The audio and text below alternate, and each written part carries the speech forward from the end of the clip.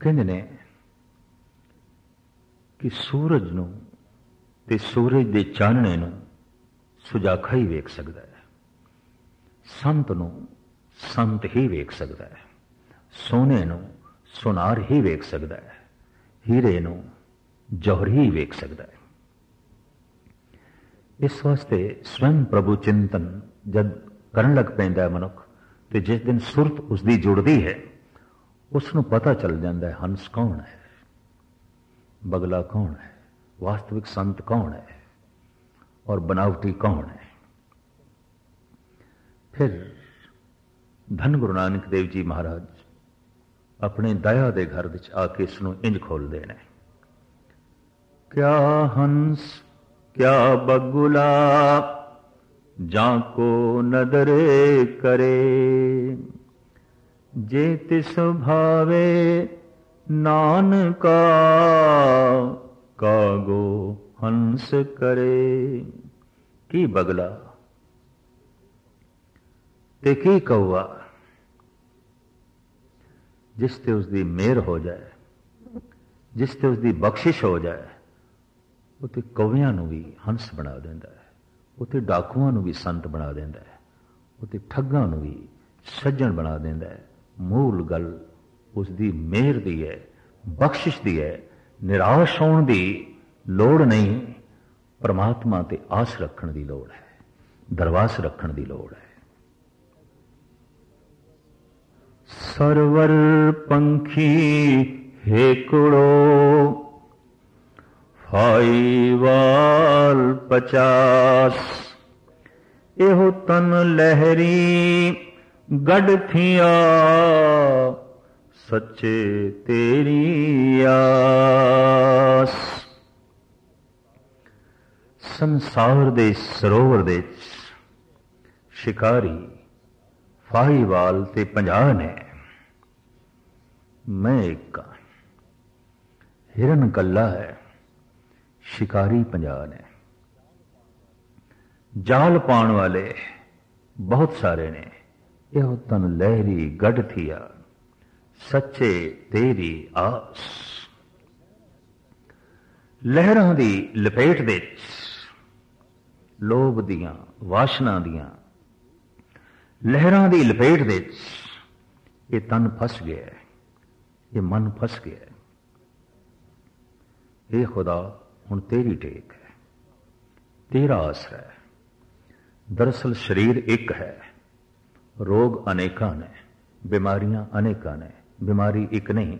ਇਸ ਵਾਸਤੇ ਸਾਨੂੰ ਪੁੱਛਣਾ ਪੈਂਦਾ ਹੈ, ਤੈਨੂੰ ਕਿਹੜਾ ਰੋਗ ਹੈ, ਤੈਨੂੰ ਕਿਹੜੀ ਬਿਮਾਰੀ ਹੈ। ਮਨੁੱਖ ਦਾ ਮਨ ਤੇ ਇੱਕ ਹੈ, ਔਗੁਣ ਤੇ ਬੇਸ਼ੁਮਾਰ ਨੇ, ਬੇਸ਼ੁਮਾਰ ਨੇ। ਤੰਦਰੁਸਤੀ ਇੱਕ ਹੈ, ਬਿਮਾਰੀਆਂ ਅਨੇਕ ਨੇ, ਗੁਣ ਤੇ ਇੱਕੋ ਹੀ ਹੈ ਔਰ ਕਾਫੀ ਹੈ। ਉਸ ਗੁਣ ਦੇ ਹੁੰਦਿਆਂ ਹੀ ਸਾਰੇ ਗੁਣ ਆ ਜਾਂਦੇ ਨੇ, ਔਰ ਉਹ ਗੁਣ ਹੈ ਪ੍ਰਭੂ ਚਿੰਤਨ, ਪ੍ਰਮਾਤਮਾ ਦੀ ਯਾਦ, ਕਾਫੀ ਹੈ। ਇਸ ਦੇ ਸਭ ਕੁਝ ਆ ਜਾਂਦਾ ਹੈ, ਸਾਰੇ ਗੁਣ ਇਸ ਦੇ ਸਮਾ ਜਾਂਦੇ ਨੇ। ਔਰ ਔਗੁਣ ਤੇ ਅਨੰਤ ਨੇ, ਬੇਸ਼ੁਮਾਰ ਨੇ, ਅਥਾਹ ਨੇ। तो बाबा फरीद कहते ने, संसार दे इस जंगल विच मैं कल्ला, फाहीवाल 50 ने, मैं कल्ला, लहरां बहुत सारियां ने मैनू डोबण लई। ये सच्चे हुण तेरी आस है, और वाकई उहदी आस ते ही इन्हां लहरां तो निकलिया जा सकता है और इन्हां फाहीवालियां तो बचिया जा सकता है। तो बचन का तौर तरीका, आखिर ढंग उसकी आस, पर फिर भी बाबा फरीद अपने ढंग नाल खोलते हैं। कवण सो अखर कवण गुण, कवण सो मणिया मंत, कवण सो वेसो हों करी, जित वस आवे कन। ऐसा कीड़ा अखर है, ऐसा कीड़ा अल्फाज है, ऐसा केड़ा गुण है, बोल ओ केड़ा है जिहदे बोलण नाल, जिस गुण दे धारण करन दे नाल परमात्मा की प्राप्ति हो जाए, ईश्वर की प्राप्ति हो जाए। और ऐसा केड़ा वेश है जिसनों धारण करिए ते परमात्मा नूं भा जाइए। खुलासा, निवण सो अखर खवणे गुण, जेबा मणिया मंत, ए त्रै भैणे वेश कर, तामस आवी कन। अखर तर्ज जिंदगी, निमण निर्माणता, विनिमरता, खवण गुण सुंदर परमात्मा दे गुण किहड़े हो सकते हैं? सहारना, बर्दाश्त दा मादा, सहनशीलता। दरअसल इत्थों ही पता चलता है कि मनुख का जिगरा कितना क वड्डा है। जितना वह सहार सकता है उतना ही उसका वड्डा जिगर है, और जिगरा वड्डा ही चाहिए है परमात्मा लई। कहते ने हाथी वालियां नाल दोस्ती पानी ने तो घर के दरवाजे तो उच्चे ही रखने पैंदे ने। परमात्मा नाल संबंध जोड़ना है तो जिगरा तो बहुत वड्डा चाहिए है, बहुत वड्डा। विनिम्रता, सहनशीलता, ते तीसरा जेबा मणिया मंद, जबान चो बोल इंज निकलन जैसे मणि मोती हीरे जवाहरात। मिठा बोल, मिठा बोलना, सहनशीलता और विनिम्रता, ये त्रै भेणे वेश कर, तांवस आवी कंत। ये जे तीन तरह का तू श्रृंगार कर लवें तो फिर खुदा की प्राप्ति हो सकती है, ईश्वर की प्राप्ति हो सकती है। किसी की निर्माणता वास्तविक उसकी कमजोरी होती है, किसी का मिठा बोलना वास्तविक उसकी मजबूरी होती है।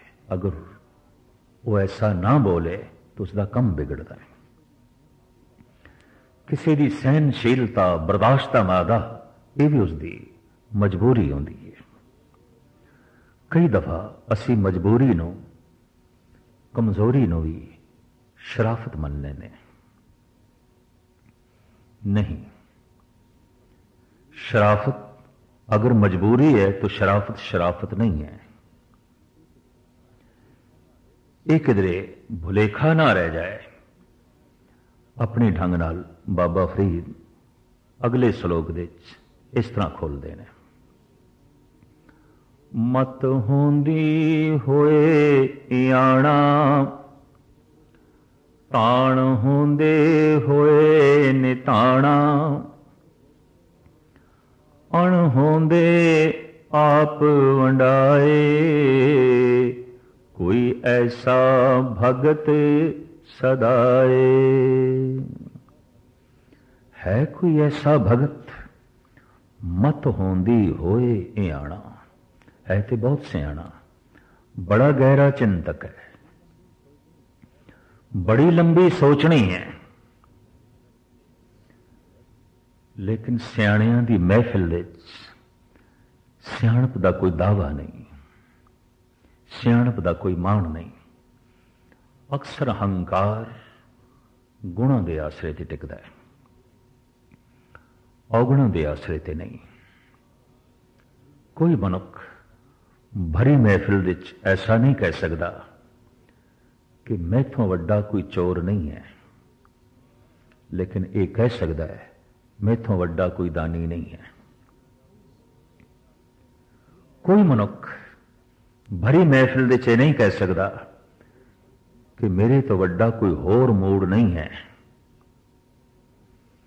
पर अक्सर ऐसा ते सुनन विच आ जाता है और भरी महफिल विच मनुख कह उठता है मैथों वड्डा कोई ज्ञानी नहीं है, मैथों वड्डा कोई कवि नहीं है। जैसे कि भगत रविदास जी महाराज कहते ने, हम बड़ कव कुलीन, हम पंडित, हम जोगी सन्यासी, ज्ञानी गुणी सूर हम दाते, ये बुध कवे न नासी। मैं ज्ञानी, मैं सूरवीर, मैं जोगी, मैं दाता, मैं उच्ची कुल दा मालिक, मैं कुलीन। गुणों के आसरे ते मान वधदा है। हंकार गुणों की सेजा ते बैठता है। औगणियारे नूं ते हंकार नूं प्रगट करने लई कुछ है ही नहीं। धनवान हंकारी हो जाता है, सताधारी हंकारी हो जाता है। जितनी वड्डी सता उतना वड्डा हंकार, जितना वड्डा धन उतना वड्डा हंकार, जितने ज्यादा गुण उतना वड्डा हंकार। अहंकार गुणों की सेजा ते बैठता है। और अक्सर बड़े बड़े ज्ञानी दानश्वर सूक्ष्म रूप दे ते किधरे अस्थूल रूप दे परबल हंकारी हो जाते हैं। बाबे फरीद नूं इत्थे कहना पिया, मत होंदी होए इयाणा। अकल ते इसदे कोल है, सोच ते सकदा है बड़ा गहरा, सोच ते सकदा है बड़ा उच्चा, लेकिन इतनी अकल दे होंदियां होयां भी अकल दा प्रगटावा नहीं, अकल दा दावा नहीं, सियाणप दा हंकार नहीं। मत होंदी होए इयाणा, ताण होंदे होए निताणा। ताकत ते बड़ी है कोल, धन की ताकत है, जोबन की ताकत है, प्रभुता की ताकत है, बहुत वड्डी इसके कोल सता है, शक्ति है, पर फिर भी निताणा बनया होया है। अपनी ताकत का प्रगटावा नहीं, ताकत का दिखावा नहीं। जब कोई ताकत का दिखावा करन लग पैंदा है तो उसकी ताकत कमजोरां नूं लिताड़न लग पैंदी है। और जब कोई अपनी अकल का प्रगटावा करन लग पैंदा है तो हर एक नूं मूर्ख ही समझण लग पैंदा है। आपन को मुनवर कर थापे औरन को लगमात, मनसा बाचा कर्मना मैं देखे दोजक जात। आपस को दीरक करमाने औरन को लगमात, लगा मात्रा समझदा है, छोटा समझदा है। पर अपने आप नूं महान ऋषि मुनि, उच्चा, दीरक। अकलमंद मनुख अगर दूजे नूं छोटा समझण लग पिया ते अपने आप नूं बहुत वड्डा समझण लग पिया और हर वक्त उसकी ये सोचनी बन गई है, तो ऐसा हो सकता है खुद छोटा हो जाएगा, खुद छोटा हो जाएगा। ये रब्बी नहीं है। हर कमाले राह जवाल, बड़े बड़े कमाल जवाल दी कुख दे चले जाते हैं, जवाल दी खुड़ दे चले जाते हैं। मत होंदी होए इयाणा, ताण होंदे होए निताणा। अण होंदे आप वंडाए, है भी नहीं इतना कोल। भुख है इसनों दो रोटियां दी, एक रोटी है, पर एक दे चों भी अद्धी वंड के दे रहा है। बड़ी वड्डी गल बाबा फरीद कह रहे हैं। मनुख भुख तो उसदे कोल वध भी होवे, 4 रोटियां ने, उहदे चों भी अद्धी देण नूं तैयार नहीं। भुख बहुत ज्यादा है, 4 रोटियां दी है, इहदे कोल एक है, पर दूजे नूं वेख के अपनी उस एक दे चों भी अद्धी वंड के दे रहे हैं। अण होंदे आप वंडाए, है भी नहीं इतना कोल, फिर भी वंड के दे रहे हैं, फिर भी दूजे दे मुंह विच पा रहे हैं। हसन एक सूफी संत होया है ईरान दे विच, उसकी झुग्गी विच रात दे समय एक चोर आ गया।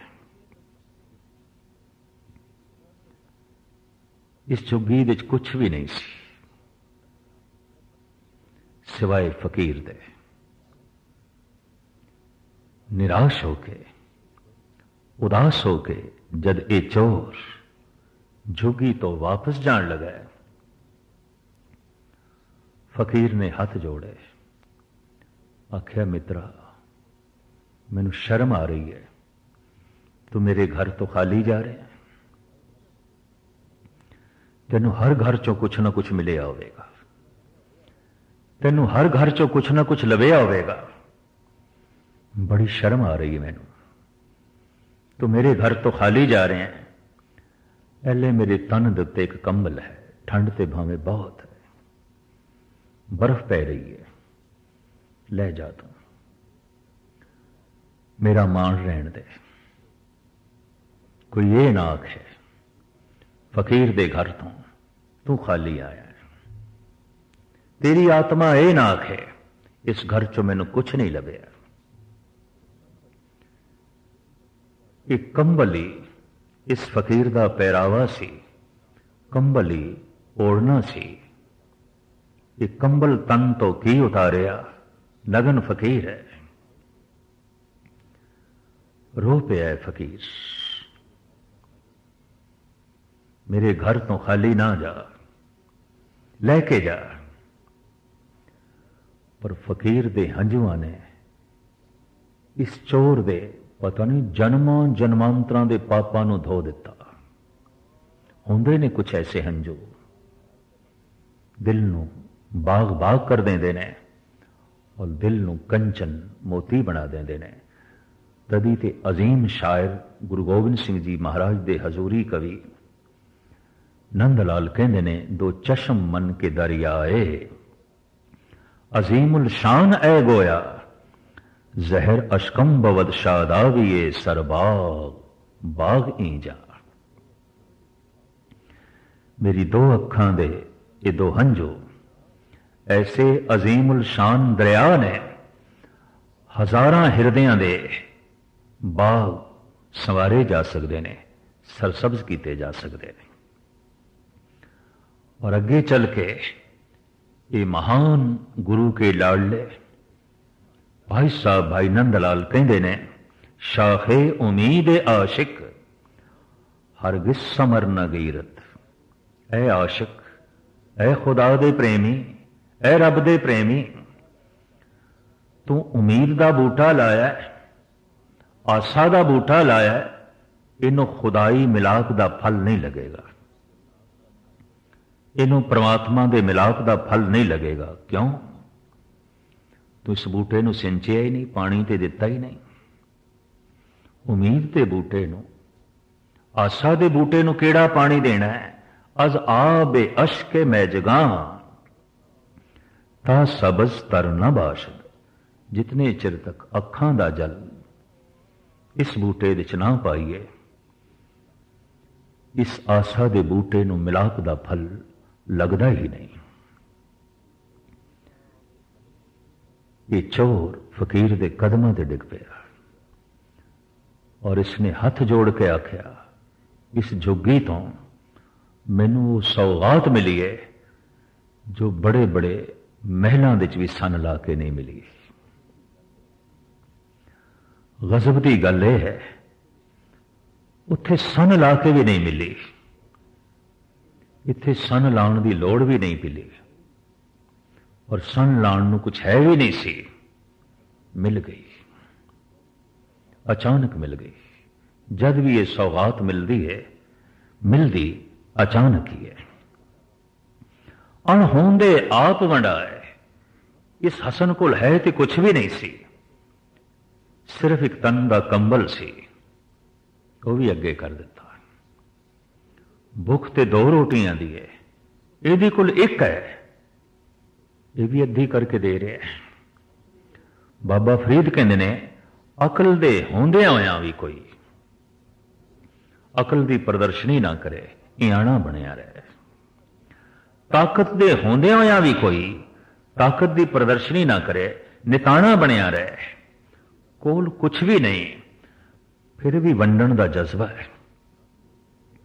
कुछ नहीं दे सकता तो मिठे बोल ते दे सकता है, कुछ नहीं दे सकता तो एक पानी का घुट ते दे सकता है। महात्मा बुद्ध करमंडल विच पानी है, रस्ते दे बूटे नूं पा देंदे ने। आनंद जो आप दा चचेरा बिरा है कहंदा भगवान अजे वाट ते बड़ी लंबेरी सी, सानू प्यास लग सकदी सी, तुसी पानी बूटे नूं दे दिता है। आनंद सानू प्यास लग सकदी सी, बूटा प्यासा सी। मेरे कोल पानी होवे, प्यासे बूटे नूं वेख के मैं पानी लेके लंघ नहीं सकता। देण दी इतनी परबल बिलती, एक करमंडल पानी उस बूटे लई ते करोड़ों रुपया तो वध है। किसी का एक कौड़ी दान भी करोड़ों वर्गा होंदा है, और हंकार आश्रित खड़ा करोड़ों का दान कौड़ियां नालों भी तुच्छ होंदा है, बेमैनी होंदा है। इस वास्ते बाबा फरीद कहंदे ने अणहोंदे आप वंडाए, कोई ऐसा भगत सदाए। है कोई ऐसा खुदा दा भगत जो इस ढंग दे नाल अपनी जिंदगी व्यतीत करे। एक फिक्का ना गलाए, सबना में सच्चा धनी, हियाव न कहीं ठाए, मान के सब अमोल वे। एक फिक्का बोल तो बिल्कुल ना बोल, क्योंकि सारियां दे दिल दे वो मिठा प्रभु बोल बैठा है, परमात्मा बैठा है। भुल के भी किसी का दिल ना तोड़ी, हर दिल एक माणक है, मोती है, ना तोड़ी, खुदा नहीं बख्शेगा। दिल ही एक ऐसा मंदिर है जिस विच परमात्मा का वासा है, ते जे तू उसनू तोड़ देता तो की मंदिर बनाया। दिल ही एक ऐसी खुदाई किताब है जिस विच खुदा दी याद लिखी है। तू इस किताब नू फाड़ दिता तो की कुरान पढ़ी, की पुराण पढ़िया। दिल ही एक ऐसा तीर्थ है जिस घाट से परमात्मा बैठा है, परमात्मा मिलता है। ये घाट ही तू तोड़ दिता तो की खुदा दा मिलना, की परमात्मा दा मिलना। तो बाबा फरीद कहते ने एक फिक्का ना गलाए, सबना में सच्चा धनी, याव न कही ठाए, माणक सब अमोल वे। सारियां दे हिरदे अनमोल माणक ने, सुच्चे मोती ने, तोड़न की कोशिश ना कर। इस लड़ी का बाबे फरीद जी का आखिरी श्लोक। सबना मन मान के ठाहण मूल मचांगवा, जे तोए पिरिया दी सिक, हियाव न ठाहे कहीदा। सारियां दे मन मोतियां दी तरह ने,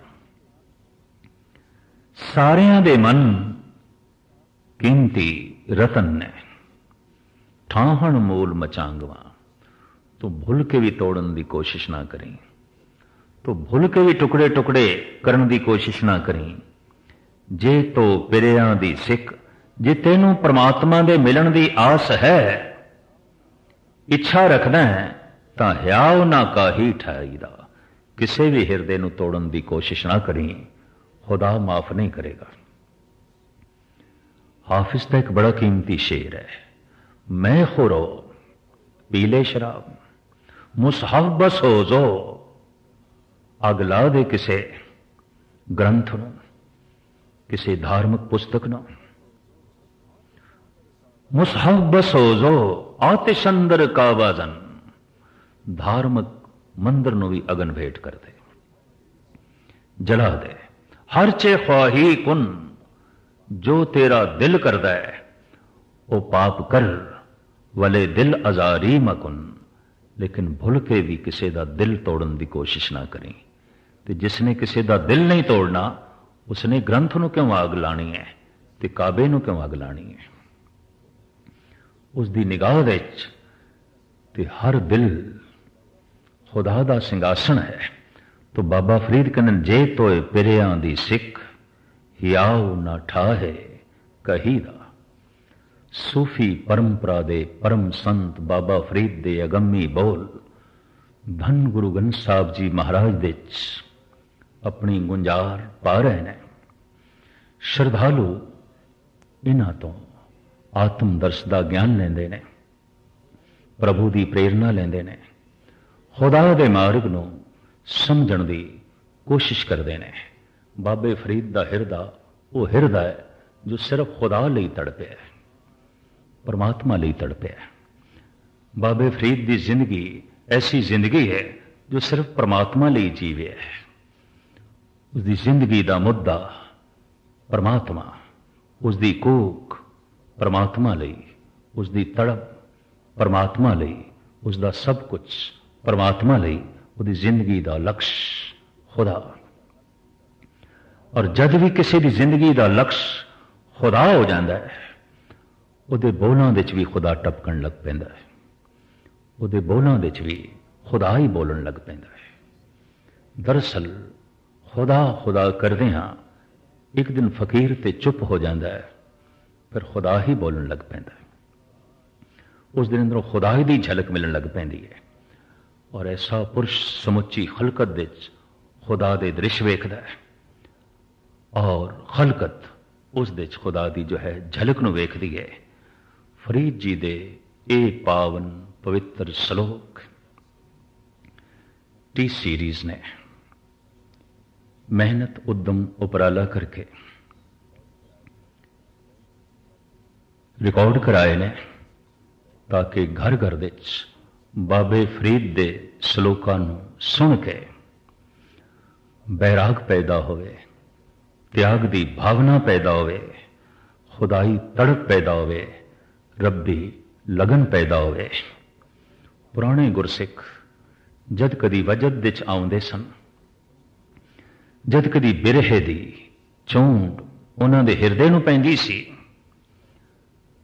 तो इस अवस्था विच धन गुरु तेग बहादुर साहब जी महाराज दे श्लोक पढ़न लग पैंदे सन, या फिर बाबे फरीद दे श्लोक अलापण लग पैंदे सन। और उन्हां नूं इंज लगदा सी जैसे संगम विच इशनान कर रहे हैं, गंगा जमुना दा संगम। धन गुरु ग्रंथ साहब जी महाराज पता नहीं इस तरह की कितनी धारावां दे संगम ने। आ रहे ने एक पासे फरीद, आ रहे ने एक पासे कबीर, चले आ रहे ने एक पासे रामानंद, उभरते आ रहे ने एक पासे परमानंद, गीत अलापदे आ रहे ने नामदेव और गाउंदे आ रहे ने जयदेव। कितनियां दिशावां तो ये नदियां वग के आ रही ने और गुरु ग्रंथ साहब दे सागर विच लीन हो रही ने। इस सागर विच कई नदियां दा जल है, इस सागर विच कई तरह की मिठास है, इस सागर विच कई तरह के हीरे ने, कई तरह के मोती ने। बस जरा चुपकी लाइए, दामन मोतियां नाल भर जाएगा, हीरियां नाल भर जाएगा। धन गुरु ग्रंथ साहब जी महाराज बख्शिश करन, रहमत करन कि डुबकी लाण दा चाव पैदा होवे, ताकि दामन मोतियां नाल भरे, हीरियां नाल भरे, जवाहरात नाल भर जाए, असी माला माल हो जाइए और ये कहना बन आए कि निहाल हो गया, माला माल हो गया, ये लोग सुखिए पर लोग सुहेले, नानक हर प्रभ आपे मेले।